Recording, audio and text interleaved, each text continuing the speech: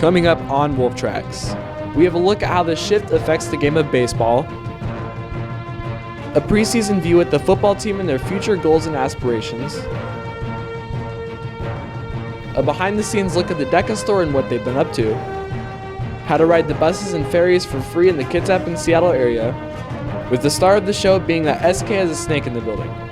All of that and much more coming up now on Wolf Tracks.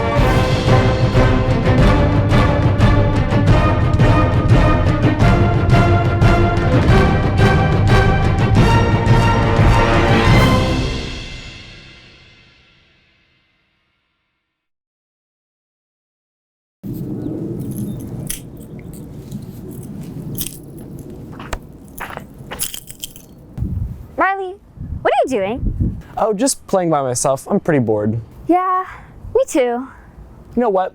Let's check out the baseball field. Why? Oh, I forgot there was something going on over there. What's happening? Baseball's doing something interesting over there. That's it? Not exactly. There's other things going on around too. As baseball season returns, you might watch the games on TV and see the players always moving out of their original positions. This is called the shift, and it's a strategy that's used a lot in the higher levels of baseball. It's playing to the advantage of the defense. It's taking away from the hitter. So hitters have started to become one-dimensional, so that the shift allows the defense to shut them down and not let them hit. They'll do that for the batters because their tendency is to hit the ball that way. If the batters could try to hit it over to the left side, the shift would go away. The shift also gives the defense a great advantage since it limits how much space the batter will have to hit. Traditionally, if you're trying to cover the full 90 degrees, the whole diamond, there's a lot of space. If a hitter can only hit 30 of it and you can put everybody over there, it's a lot harder to get a hit. But how exactly does the defense know where to shift? Tracking stats. So it's just pulling stats, history, what a hitter does. Like at our level, if we were going to do it, it's watching a guy swing and adjusting to what you see him do his first two at-bats. So his third at-bat, you might shift. But at the big league level, it's definitely just all stats and pulling numbers. They'll kind of know, okay, I need to move 15 feet to the left or 5 feet more to the right, depending on who it is. They do a lot of the analytics, and they know exactly where the hitters are hitting, and they have a whole lot of data that they go over to look at that. The shift cards, yeah, they basically have the lists on it, and it says this hitter, if they're up with a right-handed pitcher, they're going to pull this shift, and they're going to go, and it gives them their depth that they're supposed to play and move depending on who's on base and what's happening. And though the rules may continue to change, it's going to be interesting to see how the shift progresses through time. Soccer is the most popular sport in the world, and we have it right here at SK. Our soccer team does several things well. One of the biggest things is athleticism. We were probably one of the most well-conditioned teams last year against the teams that we played in our division. And we'll probably continue that this year because the conditioning program we did this year is very similar to last year's. So I imagine our athletes can be very well-conditioned. Most of our athletes are really good on the ball. They've got good skills. They can run with the ball, run with the ball at their feet and not just, kick it around. So we've got a very nice, well-rounded group of individual players that we're going to have in support of these teams. But what is the best part about the soccer team? There's so many different players from so many different levels and so many different clubs that it really helps add to the diversity, which makes any program better. The more diverse a program or a school is, the better off that school is going to be because it allows for embracing all kinds of different things.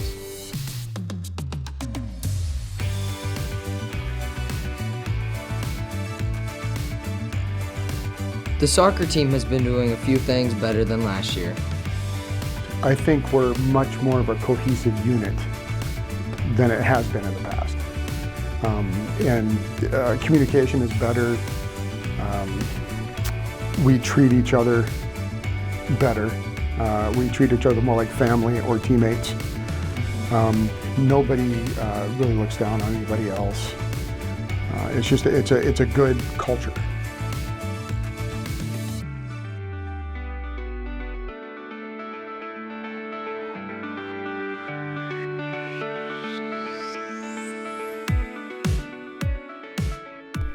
You heard them, SK. Soccer's headed in the right direction.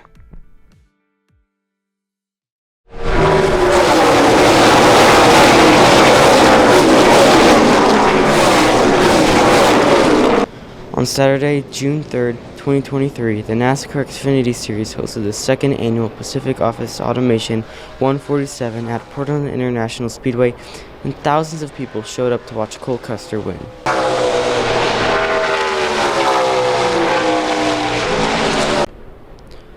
To the average viewer, this may seem like a waste of a Saturday afternoon, but to the die-hard NASCAR fan, an afternoon doesn't get much better. But this has many average people wondering, what is it that is so appealing about NASCAR to the fans who tune in every weekend and the drivers who just seem to turn in circles? For one thing, NASCAR isn't just about driving in a circle. To be able to run a 3-hour race, you need to be physically and mentally fit, as well as have a good car and team to back you up. To be able to win in America's top motorsport series, your team needs to be able to have a good race strategy combining a number of factors including pit stops, race length, tire wear, weather conditions, cautions, other teams, wrecks, and a car setup that maximizes car speed and the driver's preferred handling. An experienced racing fan will be able to look past the seemingly boring sport and will see the strategy and driving style each team and driver uses, seeing strengths and weaknesses in each of the teams.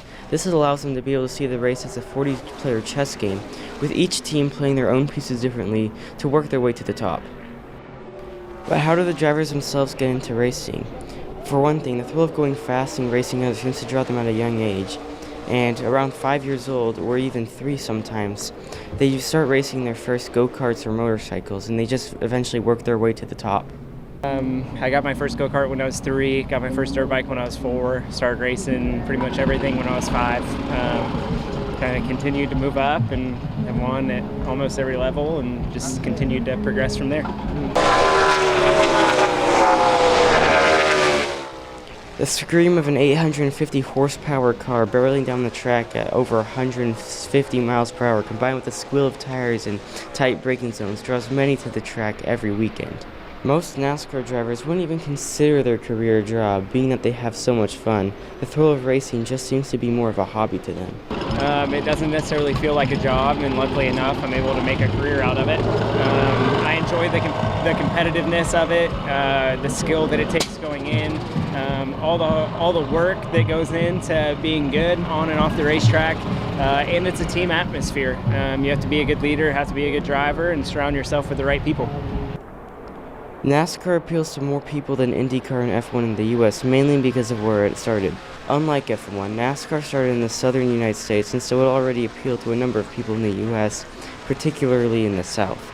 On top of that, when NASCAR first started, pretty much anyone could race their own road cars, a sharp contrast to the wealth and talent needed to participate in IndyCar at the time. This drew in many fans, and over time that just evolved into a loyal fan base, eager to watch their favorite team win each week. Portland Creed has gotten away with the lead. He's bringing Justin Allgaier with him as they work down to the chicane in turn 1 to look at Cole Custer. 3 lines behind him for the 4th spot.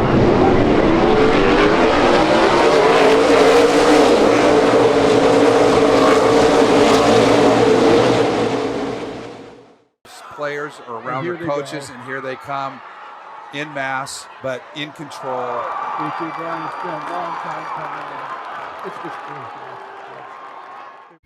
Hey SK, our football program is under new leadership, and the expectations for next season are high. So we asked some players and coaches what their hopes were. Hi, my name's Coach Sean Banks. One of my hopes for this season is that when we're done playing a team, that they would say we played really hard and that we never quit. New head football coach Sean Banks knows what this program needs, as he was once a player here 20 years ago. And it's incomplete. Knocked down by you-know-who, Sean Banks. Number 3, good play.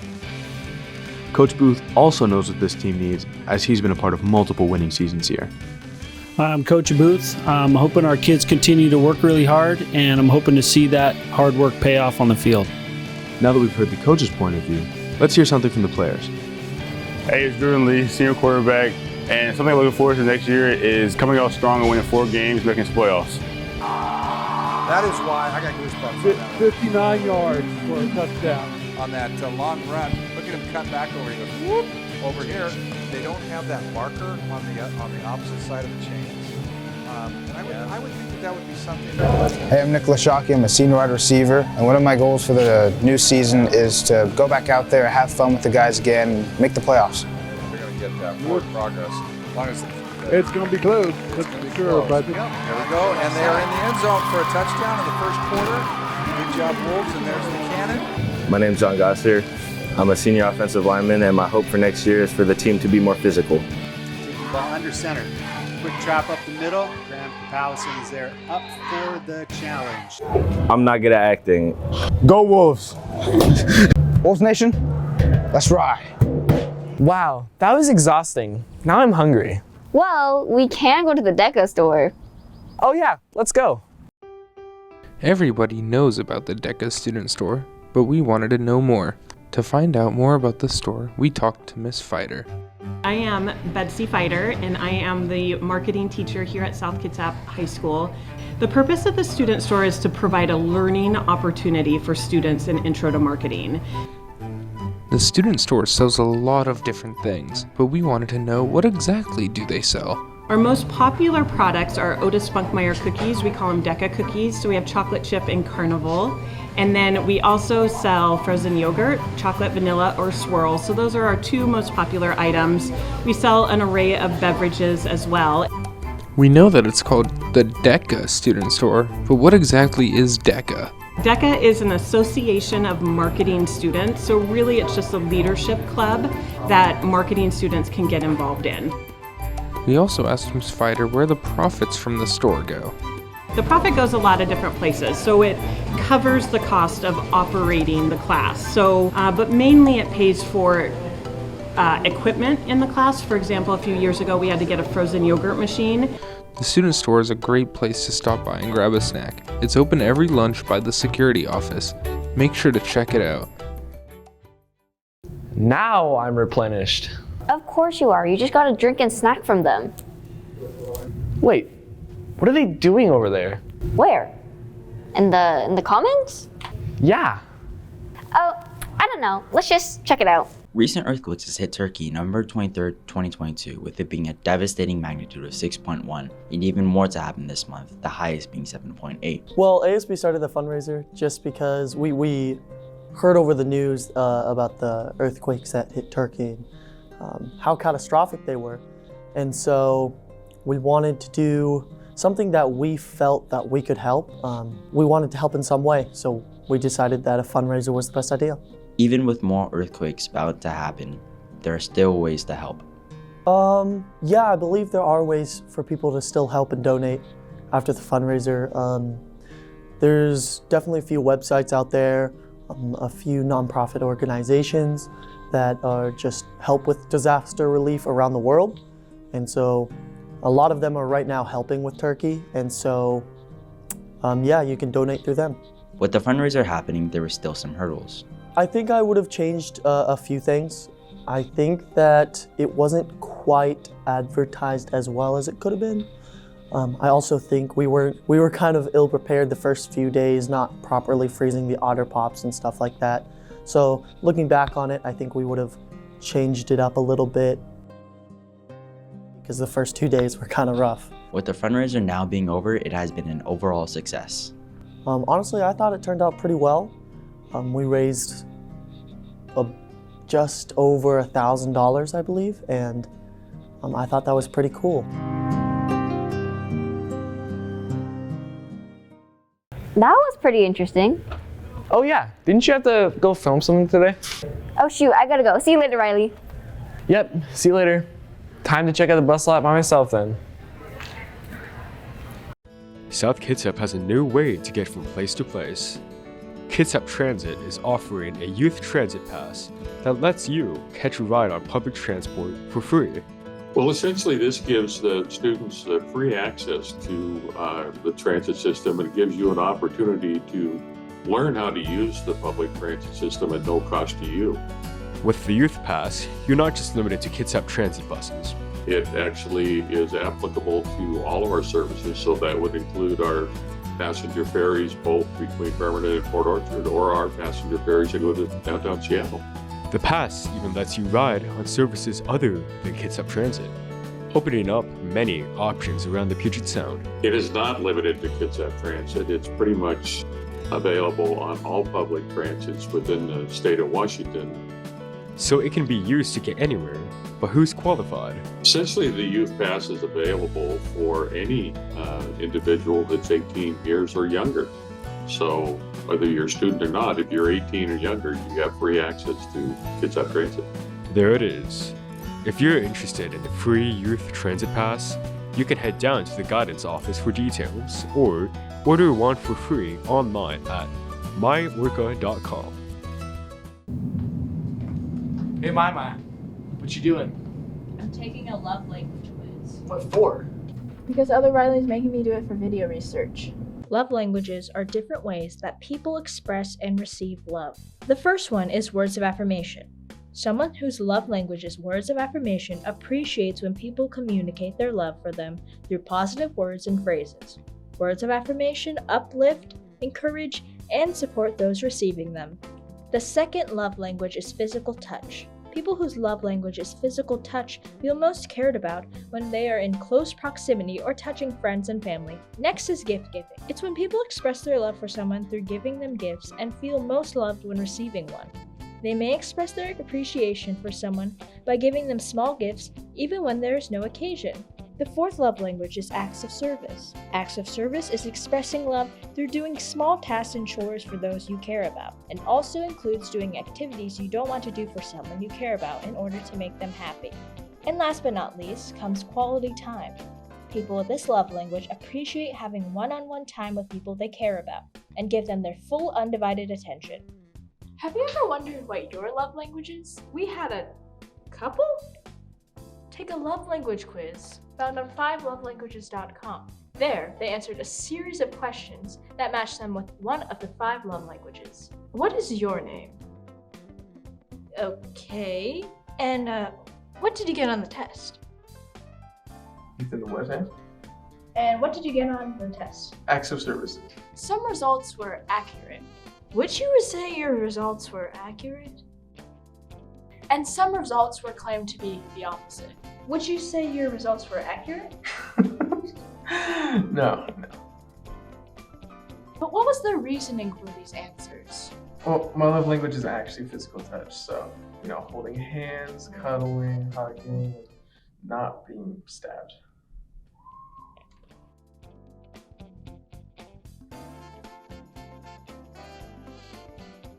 And do you think this makes you compatible with your lover? Lover? What lover? Yeah, I'm just gonna go. Well, now I understand why you're taking that quiz. Yep, and can you make sure Audrey took the love language quiz I sent her? Oh, Audrey? I forgot about her. I need to get her. Wait, how did you know I was going to meet up with Audrey? Just a hunch. It's not like I stalked you or anything. Right. I should hurry before she finishes filming some snakes. Later.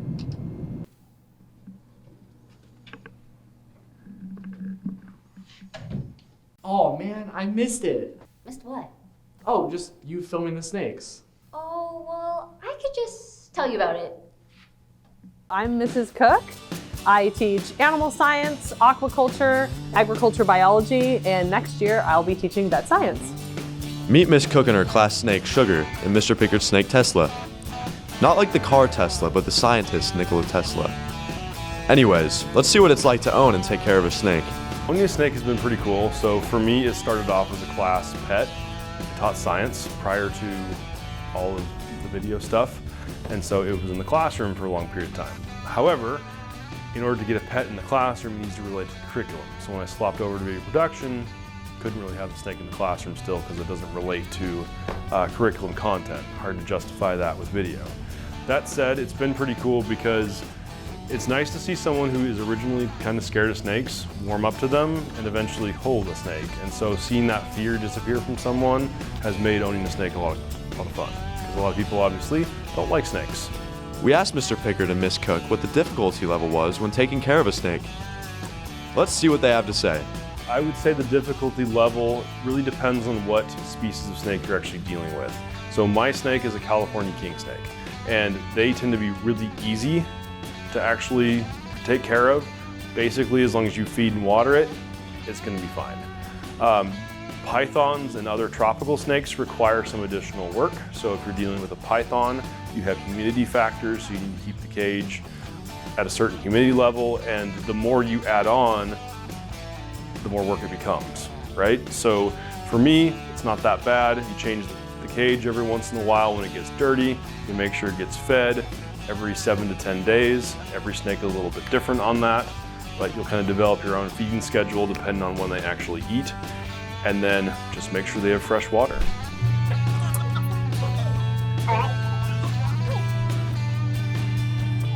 Snakes are actually a really good starter reptile pet, especially corn snakes, which are some of the friendliest reptiles that you can get.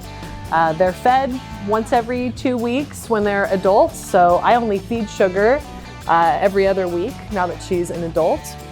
And you'll need to clean up their terrarium about once a month, change out their water once a week, but as far as maintenance goes for snakes, they're actually really easy pets. Then we asked if they would recommend someone to own a snake. I actually would, especially if you're in a situation where you might have allergies within the family, you know, if somebody is allergic to dogs or cats. Snakes make really good companions because they're very calming. They're really colorful to look at. So she's got specific colorations so that she's this pink color. You can get snakes that are red, black, white, brown, pretty much anything that you can imagine. They're really interesting to own. They have cool personalities. And like I said, they're great as a starter animal.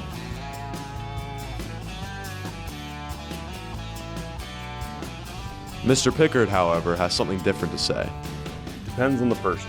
They're certainly not for everyone. So obviously you have a large population that does not like snakes, and so you should be mindful of that before bringing one into your house. What are other people going to think about them? As all reptiles are, they can have salmonella on them, so you also want to think about health conditions and making sure that you have those practices established. Again, it's not exclusive to snakes, but all reptiles can have salmonella in their skins, and so if you're dealing with infants and smaller kids, that may not be a good pet to have around. That said, they do make wonderful pets for those who want an easy maintenance pet, so a good starter pet. Again, as I mentioned earlier, I would look at the breed, because different breeds have different requirements on care. So you can have a snake that needs a lot of care, and that takes a ton more time. If you can't provide that care, provide that environment, don't get a snake. On the flip side of that, because snakes are easy and reptiles are easy in general to take care of, you can also almost abuse them. And I don't mean like physically harm them, I mean they're easy to just kind of forget. And if you're not actively handling them and getting them used to humans, they are still wild animals. They're not like a dog that's going to domesticate and be your best friend. So they do need to be handled quite frequently if that's going to be the type of pet you want. If you're interested in seeing Sugar, you can meet Miss Cook down in room 272.